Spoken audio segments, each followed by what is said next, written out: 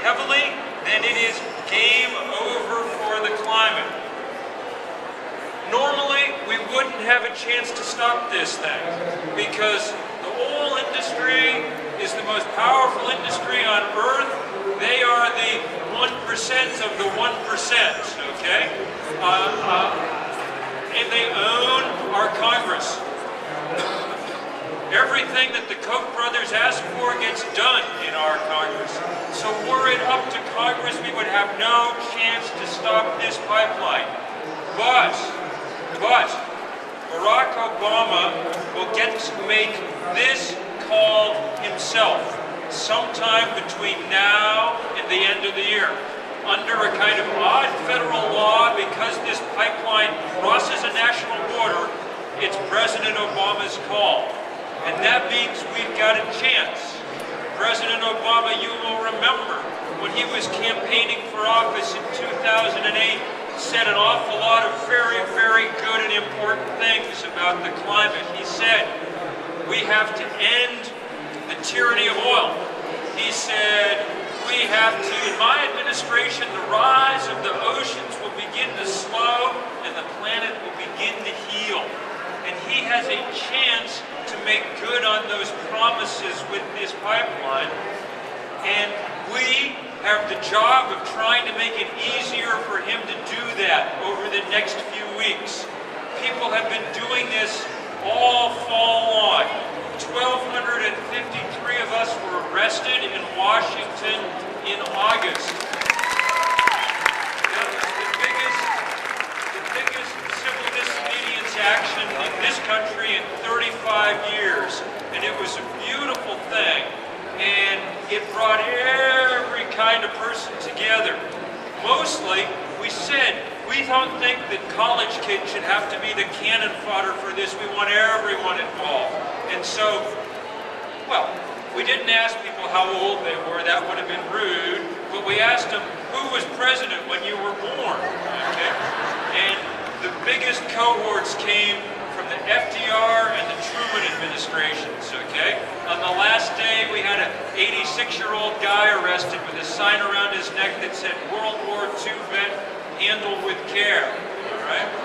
And because people put their bodies on the line, it was a kind of ante to get into this game, and now we're in it in a serious way. And every place that the president has been for the last 2 months, people have been there to talk to him about this. Big crowds outside his speeches.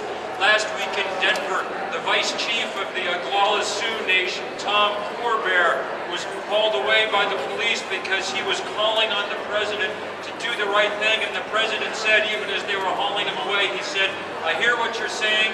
We're looking into it. We're going to make a decision soon. That's why on the East Coast next week, we're going to be surrounding the White House. It's exactly 1 year before the election, and so we'll be there around. You can't occupy the White House, okay? There are guys who would make sure that that did not happen if you tried. At least I hope there are. But we can surround. That's the next best thing.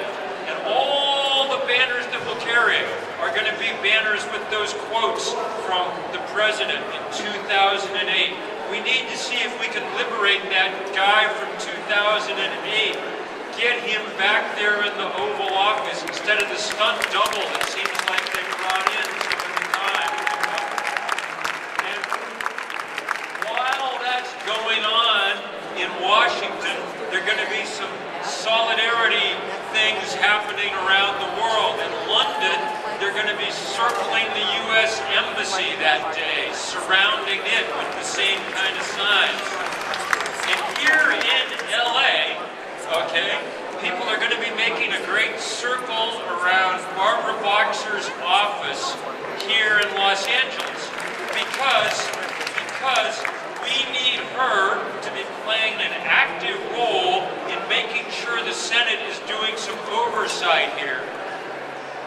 The State Department has been conducting a, quote, environmental review, unquote, of this project.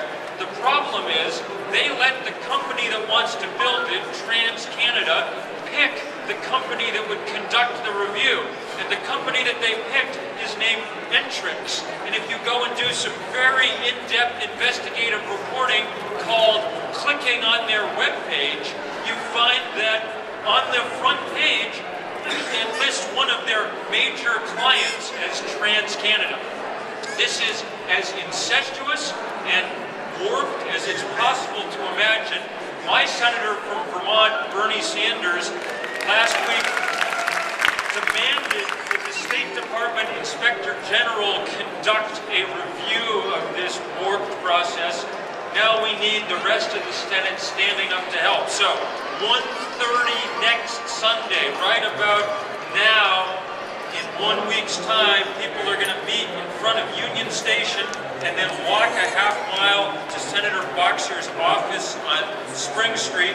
If you go to tarsansaction.org in the course of the week, there should be more details about it, and it should be good. I hope that y'all will be there, because it'll be a big help to us in D.C. to know that there's people all over the place that are helping out, and I hope that you'll spread the word. Now, I've got to go off to San Luis Obispo, but before we do, it would be a big help also.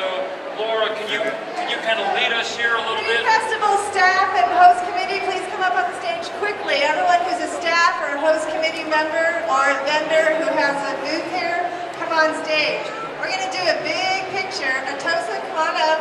All of you, and those of you, Sarah, come up. Those of you who want to be in a picture, we're going to take a green festival supports the end of the XL pipeline. Tar sands, no more. We're going to take a picture. So if you in the audience would like to be part of this picture, please very slowly and carefully and orderly come stand right here in front of the stage and be gentle and kind to each other, because we want to model that behavior.